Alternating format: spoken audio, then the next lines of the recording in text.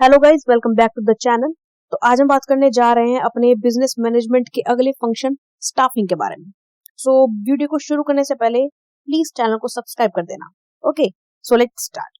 तो देखो, स्टाफिंग होता क्या है। It focuses on recruiting, selecting, training, developing and retaining the right people for the organisation. Staffing एक ऐसी प्रोसेस है जिसमें हम एम्प्लॉयज को अपनी नीड के हिसाब से रिक्रूट करते हैं, उनको सिलेक्ट करते हैं, फिर उनको ट्रेनिंग भी प्रोवाइड करवाते हैं और ये इंश्योर करते हैं कि वो हमारी कंपनी में काम करते रहें। ठीक है।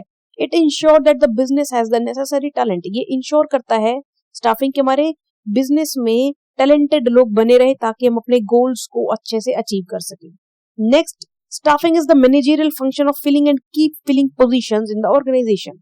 स्टाफिंग एक ऐसी प्रोसेस है जो कि लोगों को फिल करती रहती है, मतलब जो हमारी वैकेंसीज होती है, जो खाली पोस्ट होती है, उनको लोगों को रिक्रूट करती रहती है। This involve identifying workforce requirement. इसमें हम करते क्या है, सबसे पहले तो ये पता लगाते हैं कि हमें कितने लोगों की जरूरत है, फिर उन लोगों को रिक्रूट करते हैं, फिर उन रिक्रूटेड लोगों में से चुनते हैं, उनको ट्रेनिंग प्रोवाइड करवाते हैं और परफॉर्मेंस अप्रेजल भी देते हैं। तो ये था हमारा स्टाफिंग। स्टाफिंग का मतलब एक तरीके से सिंपल वर्ड्स में यही है कि अगर आपको काम वर्क करने वाले लोगों की जरूरत है तो आपको उनको बाहर से रिक्रूट करना है। ठीक है, मींस उनको जॉब प्रोवाइड करानी है। फिर इसकी इंपॉर्टेंस क्या होती है। इंपॉर्टेंस होती है कि इंश्योर्स टैलेंट अवेलेबिलिटी। ये स्टाफिंग ये इंश्योर करता है कि हमारे पास टैलेंटेड लोग हमारी कंपनी में बने रहे, अच्छे काम करने वाले लोगों की जरूरत सबको होती है, तो स्टाफिंग उन लोगों को ला करके जॉब दिलवाता है। मतलब स्टाफिंग कोई इंसान नहीं है, स्टाफिंग प्रोसेस है। Boost productivity. अच्छे लोग हमारे, मतलब टैलेंटेड लोग अगर कंपनी में काम करेंगे तो प्रोडक्टिविटी ज्यादा से ज्यादा होगी ना, अच्छा काम होगा तो। Reduces turnover. अगर हम सही लोगों को काम देते हैं तो वो नौकरी छोड़ के जाएंगे नहीं, तो टर्नओवर जो है ना एम्प्लॉय का, वो भी कम होगा। ऑर्गेनाइजेशन की ग्रोथ होगी और लोगों का, एम्प्लॉयज का मोरल इनहेंस्ड रहेगा। अगर वो अपने काम के हिसाब से जॉब लेते हैं तो वो परेशान तो होंगे नहीं जॉब से, तो मोरल उनका हाई रहेगा। फिर आता है फैसिलिटेट अडेप्टेबिलिटी। जब हम लोगों को, एम्प्लॉयज को ट्रेनिंग प्रोवाइड करवाते हैं, डेवलपमेंट प्रोवाइड करवाते हैं, तो वो हमारे ऑर्गेनाइजेशन के इन्वायरमेंट के अकॉर्डिंग अडेप्ट हो जाते हैं, फैसिलिटेट हो जाते हैं। फिर इसकी प्रोसेस क्या होती है, ध्यान सुनना प्रोसेस। सबसे पहले स्टाफिंग के लिए हम ये इंश्योर करते हैं कि हमारी estimating the man power requirement, कितने लोगों को किस किस पोस्ट पे जरूरत है। ठीक है, अब हमें पता लग गया कि सपोज हमें 8 लोगों की जरूरत है। फिर सर्चिंग सोर्सेज ऑफ रिक्रूटमेंट। अब हम ये देखेंगे कि उन 8 लोगों को कहाँ से लाना है, कहाँ से रिक्रूट करना है। भाई कॉलेज में से फ्रेश टैलेंट उठाना है, ठीक है, या फिर हमें कैंपस रिक्रूटमेंट करना है, या फिर हमें सोशल मीडिया पे एडवर्टाइजमेंट करनी है। सोर्स कौन सा है रिक्रूटमेंट का। फिर रिक्रूटमेंट। अब हमें सोर्स पता चलेगा कि हमें तो भाई कैंपस से मंगाने हैं, ठीक है, हमें एजुकेशनल इंस्टीट्यूशन से रिक्रूट करना है। फिर अब हम उन्हें रिक्रूट करेंगे, मतलब उनमें से एप्लीकेशन देंगे। अब जिन बच्चों ने एप्लीकेशन दिया, हम क्या करेंगे, सिलेक्ट करेंगे उनमें से हमारे जो पसंद आ रहे हैं रिक्वायरमेंट्स के अकॉर्डिंग। हमने सिलेक्ट कर ली, उसके बाद प्लेसमेंट, उनको उनके काम बताएंगे। फिर ओरिएंटेशन, उनको हमारे ऑर्गेनाइजेशन से फेमिलियर करवाएंगे, रूल्स, रिस्पॉन्सिबिलिटीज, ड्यूटीज, ये सब बताएंगे। उसके बाद ट्रेनिंग एंड डेवलपमेंट, वर्क के अकॉर्डिंग उन्हें ट्रेनिंग एंड डेवलपमेंट प्रोवाइड करवाएंगे। ओके, तो ये थी हमारी रिक्रूटमेंट की प्रोसेस। सबसे पहले पता लगाओ कितने लोग चाहिए, उसके बाद कहाँ से लाओगे ये ढूंढो, फिर उन लोगों को इनवाइट करो, इनवाइट किए लोगों में से चुनो और उन्हें काम पे लगाओ। अब रिक्रूटमेंट के सोर्सेज कौन कौन से होते हैं। एक तो होता है इंटरनल सोर्स, एक होता है एक्सटर्नल सोर्स। इंटरनल सोर्स का मतलब होता है कंपनी के अंदर से ही हम रिक्रूट कर लें, ठीक है, with in a company by using existing employees. अब क्या होता है कि हमें एक मैनेजरियल लेवल की जरूरत है। अब हमारे सबऑर्डिनेट, सुपरवाइजर के लेवल पे ना बहुत अच्छे अच्छे लोग हैं, तो हम क्या करते हैं, उन्हीं में से किसी एक को प्रमोशन करके हाई लेवल रोल ग्रांट कर देते हैं और हमारी वैकेंसी फुलफिल हो जाती है। एक होता है ट्रांसफर। ट्रांसफर में क्या होता है कि हम एक जॉब से उस बंदे को दूसरी जॉब पर, चाहे वो सेम लेवल की हो या चाहे वो बड़े लेवल की हो, ट्रांसफर कर देते हैं और वैकेंसी को फुलफिल कर देते हैं, तो वो होता है इंटरनल सोर्स, ट्रांसफर का पार्ट। इसका एक एग्जांपल भी है, देखो सेल्स डिपार्टमेंट में 5 लोग काम कर रहे हैं, प्रोडक्शन डिपार्टमेंट में 4 लोग काम कर रहे हैं, जबकि प्रोडक्शन में एक की जरूरत है और सेल में एक फालतू, तो हम क्या करेंगे, उस एम्प्लॉय को उठा करके वहां ट्रांसफर कर देंगे। तो ये होता है ट्रांसफर का तरीका। अब ट्रांसफर करने से मतलब इंटरनल सोर्स से जब हम एम्प्लॉयज को लेते हैं तो हमारे कुछ फायदे होते हैं। क्या फायदे होते हैं कि बैड हायरिंग, हम गलत लोगों को नहीं चुनते, चांसेस रिस्क से बच जाते हैं। भाई हमारी कंपनी में पहले से काम कर रहे हैं तो हम जानते हैं उसके बारे में, तो रिस्क नहीं होता। फिर इंक्रीज एम्प्लॉय मोरल, जब हम किसी एम्प्लॉय को प्रमोशन करते हैं ना तो बाकी सारे एम्प्लॉयज भी मोटिवेटेड हो जाते हैं कि भाई अगर हम भी अच्छा काम करेंगे तो कल को हम भी बड़ी पोस्ट पे जाएंगे। अपॉर्चुनिटीज मिलती हैं एम्प्लॉयज को ग्रो करने की, जॉब सिक्योरिटी बनी रहती है एम्प्लॉयज की कि भाई हमें प्रमोशन मिलेगा, हमें जॉब से निकालेंगे नहीं। शॉर्टर टाइम टू हायर, जल्दी से जल्दी कम से कम समय में हमारी वैकेंसी फुलफिल हो जाती है, पोस्ट फुल हो जाती है हमारी। रिड्यूस कॉस्ट ऑफ हायरिंग, लागत ज्यादा आती नहीं है इस इंटरनल सोर्स से हायर करने में।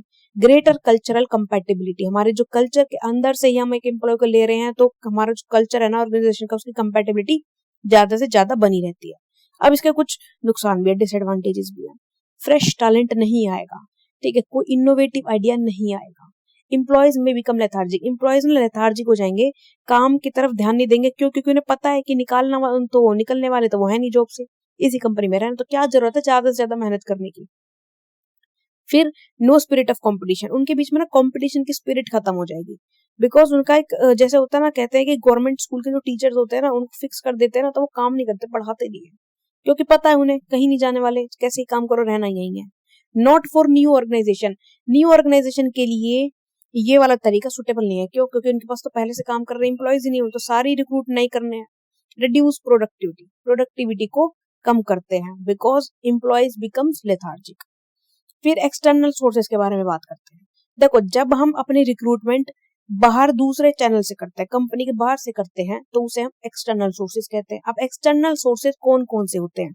सबसे पहला कैंपस रिक्रूटमेंट, हम इंस्टीट्यूट्स में, इंजीनियरिंग कॉलेज में जाकर के इंटरव्यू कंडक्ट करते हैं और वहां से बच्चों को लेते हैं, वहां से एम्प्लॉयज को लेते हैं, तो वो कैंपस रिक्रूटमेंट होता है। फिर एम्प्लॉय रेफरल, अगर हम किसी अपने जानने पहचानने वाले के रेफरल में से उठा देते हैं, देखो हमारे पास कंपनी में बहुत सारे लोग काम कर रहे हैं, ठीक है, अब हमारा सेल मैनेजर कहता है जी मेरी जानकारी में एक लड़का है वो बहुत अच्छा करेगा इस काम को, वो आप उसे ले लो, तो वो होता है एम्प्लॉय रेफरल्स। फिर जॉब फेयर्स, बहुत सारे जगह पर ना बड़ी बड़ी सिटीज में जॉब फेयर्स लगते हैं, अगर हम वहां से लोगों को रिक्रूट करते हैं, that is job fair. Search firms, एक एक्सटर्नल रिक्रूटमेंट का मेथड होता है जहां पर ना एक कंपनी होती है, उसके पास बहुत सारे एम्प्लॉयज ऑलरेडी रेडी होते हैं, लाइक जॉब देखो करके एक ऐप है, ठीक है, फ्रीलांसिंग करके एक ऐप है, तो वहां पे लोगों ने ऑलरेडी अपने रेज्यूमेस डाले हुए हैं, तो हम वहां से अपना एम्प्लॉय को ले सकते हैं। फिर आता है सोशल मीडिया, आजकल हम लोग सोशल मीडिया में डाल देते हैं ना कि we need a people, salary इतनी देंगे, काम ये है, तो वो होता है सोशल मीडिया। एडवर्टाइजिंग, लोग टीवी में एडवर्टाइज दे सकते हैं, रेडियो पे एडवर्टाइज दे सकते हैं, न्यूज़पेपर में एडवर्टाइज दे सकते हैं, ये सब हमारे एक्सटर्नल सोर्सेज के तरीके थे। फिर इसके फायदे क्या होते हैं? क्वालिफाइड पर्सनल, जब हम नए लोगों को चूज कर रहे हैं तो हम सारी चीजें देख करके लेंगे तो हमें एक अच्छा नया बंदा मिलेगा। वाइडर चॉइस, चुनने के लिए बहुत सारे ऑप्शंस है हमारे पास। फ्रेश टैलेंट, एक नया टैलेंट आएगा, इनोवेटिव आइडिया आएगा, और जब नए कोई लोग आते हैं ना तो कंपनी में कॉम्पिटिटिव स्पिरिट बनी रहती है कि भाई मैं उससे बड़ा बन के दिखाऊंगा, उससे अच्छा बन के दिखाऊंगा। फिर डिसएडवांटेजेस क्या होते हैं? एम्प्लॉयज में जो पहले से जो एम्प्लॉयज काम कर रहे हैं ना उसमें डिससेटिस्फेक्शन हो रहा है कि भाई हमें तो प्रमोट ही नहीं किया जा रहा, नए नए बंदों को ला रहे हैं ये लोग तो। और जो एक्सटर्नल प्रोसेस है वो कॉस्टली प्रोसेस है, महंगी प्रोसेस है। फिर फियर ऑफ रॉन्ग सिलेक्शन, कई बार क्या होता है कि फ्रॉड हो जाता है और हम गलत बंदे को चूज कर लेते हैं, कंपनी का नुकसान हो जाता है, और ये लेंथी प्रोसेस है, अगर हमें कोई वैकेंसी जल्दी से जल्दी फुलफिल करनी है तो हम नहीं कर सकते। अब नेक्स्ट आता है कि सिलेक्शन। सिलेक्शन हमने बताया था कि रिक्रूटमेंट करते वक्त जितने भी लोगों के हमारे पास एप्लीकेशन आया उसमें से एक सही बंदा चूज करना। Employ selection process is the process of aligning men to the right job, सही इंसान को सही काम देना। ये एक ऐसी एबिलिटी है जहां पर हम कंपनी की डिमांड के हिसाब से बंदा ला करके अब उसको काम पे लगाएंगे। इफेक्टिव सिलेक्शन तभी हो सकता है जब हमारे पास इफेक्टिव सिलेक्शन प्रोसेस होगी। इसमें हम क्या करेंगे, हम सबसे ज्यादा क्वालिफाइड, सबसे अच्छे बंदे को अपने काम पर पे सिलेक्ट करते हैं, ठीक है। सिलेक्शन इज लाइक सही बंदे को चुनना। अब इसकी प्रोसेस क्या होती है? तो सिलेक्शन की प्रोसेस में सबसे पहला पार्ट होता है एप्लीकेशन। इंटरेस्टेड कैंडिडेट्स, हमने एडवर्टाइजमेंट दे दी, अब इंटरेस्टेड कैंडिडेट्स का हमारे पास एप्लीकेशन आया। एप्लीकेशन फॉर्म में उनका नाम, ठीक है, कितनी सैलरी वो एक्सपेक्ट कर रहे हैं, क्या उनकी क्वालिफिकेशंस है, वो सब होता है। Second point application review. अब हमारे पास एप्लीकेशन आ गया, हमने एप्लीकेशन रिव्यू करी, चेक करा कि भाई जब डेडलाइन खत्म हो गई उसके बाद हमने एप्लीकेशन को चेक करा कि कौन कौन से एप्लीकेंट जो है हमारी जॉब के क्वालिफिकेशंस को मैच करते हैं, ठीक है, एलिजिबल कौन कौन से। अब जो एलिजिबल थे उनको हमने चुन लिया, अब उनसे रिटन टेस्ट दिलवाया कि भाई ये जो एडमिनिस्ट्रेटर टेस्ट होता है, फाइनल टेस्ट होता है, रिटन टेस्ट, जिसमें हम कितनी उनकी क्षमता है, कितनी उनकी एबिलिटी है, उनकी टेक्निकल नॉलेज कैसी है, एटीट्यूड कैसा है, किस चीज में उनको इंटरेस्ट है, वो देखते हैं। रिटन टेस्ट के बाद हम उनका साइकोलॉजिकल एग्जाम लेते हैं, उनकी